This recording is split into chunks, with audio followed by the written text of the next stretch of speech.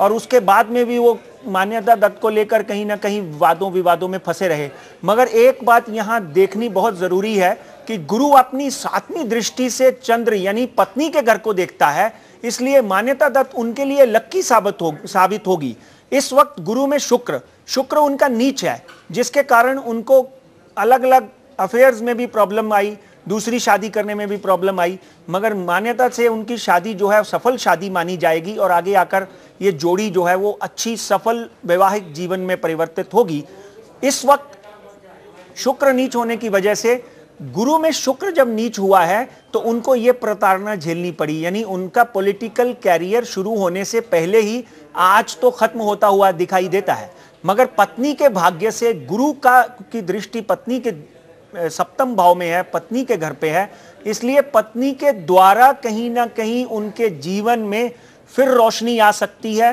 हो सकता है कि मान्यता दत्त जो है वो समाजवादी पार्टी की उम्मीदवार हो और संजय दत्त जो है जैसे कि गांधीगिरी करते हुए यहां तक पहुंचे हैं, उनके जीवन में गुरु जो है एक धार्मिक ग्रह माना जाता है, पायस स्टार माना जाता है। कहीं ना कहीं गुरु की दृष्टि उनके जीवन में एक नया अध्याय खोला है। गुरु की दृष्टि ने उनको जो फिल्में भी बनी उसके माध्यम से भी वो गांधीगिरी करते करते बहुत मशहूर हुए। और गांधीगिरी का मतलब है एक धर्म, एक सभ्यता, एक समाज और एक दृष्टिकोण से जुड़ना, और लोग उनको इस चीज का आइकॉन मानते हैं।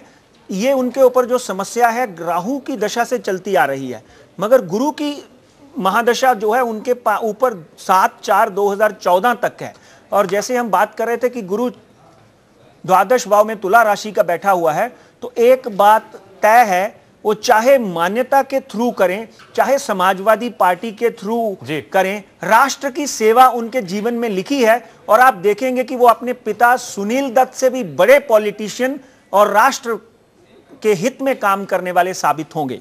पंडित जी, एक बहुत सवाल आपसे, बहुत महत्वपूर्ण सवाल जो आपसे जानना चाहता हूं और आपसे उसका जवाब बहुत संक्षेप में चाहूंगा कि जिस तरह से अभी अगले 6 साल के लिए तो संजय दत्त किसी भी हाल में चुनाव नहीं लड़ पाएंगे, तो क्या अब वो राष्ट्र की सेवा मान्यता दत्त के जरिए करेंगे? क्या इस तरह का आप कुछ देख रहे हैं उनकी कुंडली में? जी, वही मैंने अभी बोला कि गुरु और चंद्र, यानी गुरु जब चंद्र के ऊपर दृष्टि डालता है, अभी गुरु मकर यानी शनि की नीच राशि में बैठा हुआ है, इसलिए उनको पूरे का पूरा उसका लाभ नहीं मिल रहा है गुरु। और उसके बाद में उनके ऊपर शुक्र की अंतरदशा, जो शुक्र जो है उनका मध्यमस्थ है, बहुत अच्छा नहीं है, जिसके कारण वैवाहिक जीवन में उनको समस्याएं आई। मान्यता के साथ शादी करने में भी उनको बहुत समस्याएं आई, आप इस बात के गवाह हैं। मगर TV9 मुंबई के दर्शकों को जानकर खुशी होगी कि मान्यता दत्त कहीं ना कहीं उम्मीदवार आगे जाकर हो सकती हैं। इस वक्त भी वातावरण बहुत अच्छा है, मान्यता दत्त को समाजवादी पार्टी अपना उम्मीदवार घोषित कर सकती हैं।